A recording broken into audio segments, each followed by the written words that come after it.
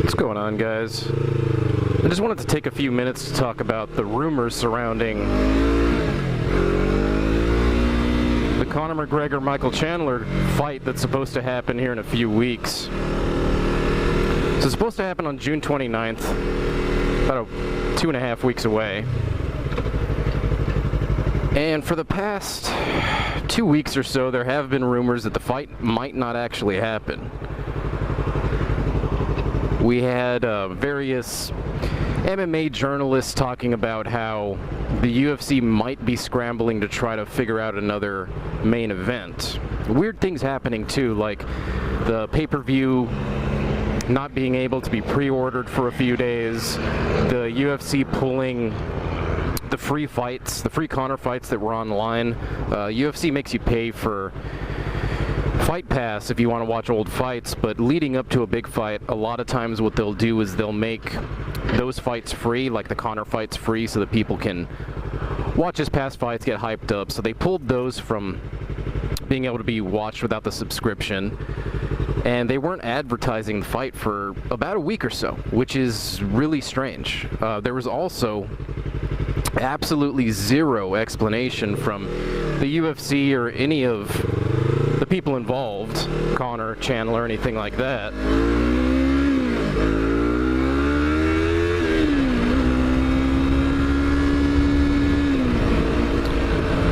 Which is weird, right?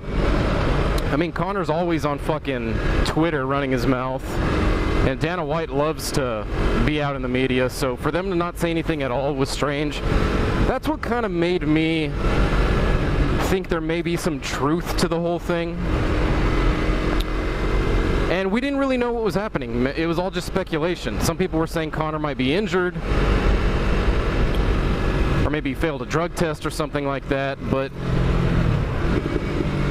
nothing was said. And then about a week ago, everything went back to normal. You could pre-order the pay-per-view. They were advertising the fights again. So it seemed like it was all, much to do about nothing. And then yesterday, Ariel Helwani, one of the top journalists in the sport, comes out on social media and he says that as of last week, things were looking pretty optimistic. But as of yesterday, which was Tuesday, that it looked like the UFC matchmakers were reaching out to fighters, trying to potentially find another replacement. So, I'm not sure what's going on. Nobody really knows, but it seems like the fight may be in jeopardy. And it's a little frustrating for me as a fan because I wish they would just come out and say whatever the hell's going on. If the fight's not going to happen, just come right out and say it. If the fight is... If it's all rumors, if it's all bullshit, there's no reason for Dana White not to come on Twitter and just be like, listen guys, all this information is false. The fight is not in jeopardy. It was never in jeopardy. Just calm everybody's nerves, Back in 2019, I got tickets to UFC Tampa to see Joanna Jędrzejczyk fight Michelle Waterson.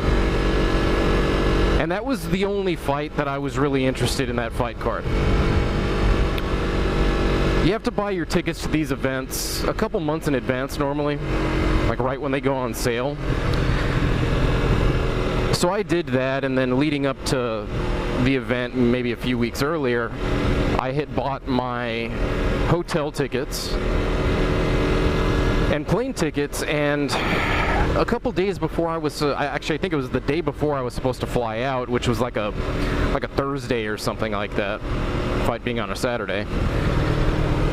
It's like the day before I'm supposed to fly out, there's all these rumors on social media saying that Joanna was going to miss weight. Now this was right after she had struggled with the weight cut against Rose Namajunas on their first fight, so the idea of her missing weight was kind of in the public zeitgeist. And it was exploding all over Instagram, all over Twitter. So I'm like, shit, I've got plane tickets, hotel tickets, and honestly, if she's gonna miss weight and the fight's not gonna happen, I'd rather just cancel my flights, cancel my hotel, eat the cost of the tickets. You know, because it doesn't really make sense for me to fly all the way out there to not see the main event. And long story short, it was all just rumors. I think Joanna, after a couple of hours, confirmed that she was doing just fine with her weight cut, and she wasn't quite sure where the rumors came from. But I bring that story up to just kind of set an example of what can happen when these type of rumors are so close to fight week.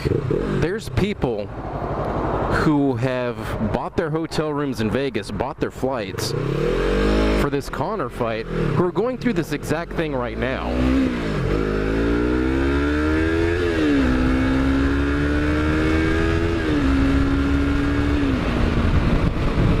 Not sure if they wasted money, took PTO, and are planning this trip for no reason. And again, if it's all just bullshit, all it takes is one tweet from Dana White, hey guys, everything's fine, not to worry. And honestly, if something is going on, if they're afraid of the fight not happen, why not just be honest about that too? I imagine that tickets are already sold out, so I don't think that there would be a reason for them to keep quiet because they're afraid of the event doing poorly or something like that. Pay-per-views for the most part are being bought day of, so I would imagine that the night of the fight, we're going to know what's going on anyway.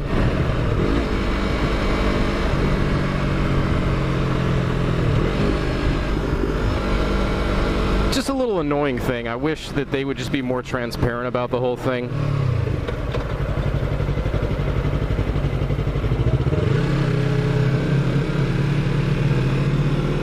Those are my thoughts.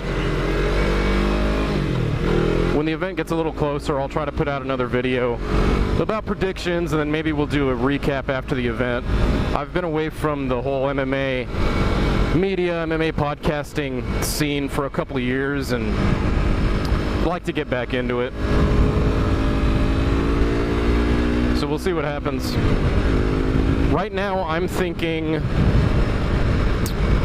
the fight happens. I'm thinking that there has to be something going on, maybe a minor injury or something like that, that more than likely Conor's dealing with. I say that just because he's been a little absent from social media lately, and Chandler has been pretty active. So I think we'd know if Chandler was hurt. I'm thinking Conor might be dealing with something minor, and it's a little touch and go. The UFC doesn't want to create a huge stir, so they're kind of keeping their cards close to their chest about the whole thing. This would be the lamest marketing attempt ever if it was just some way they were trying to build hype. And honestly, I don't think you need extra hype and stunts like this with a Conor card. He usually sells 1 million pay-per-views no matter what. So we'll see what happens. I'll put another video out in the next coming days with predictions.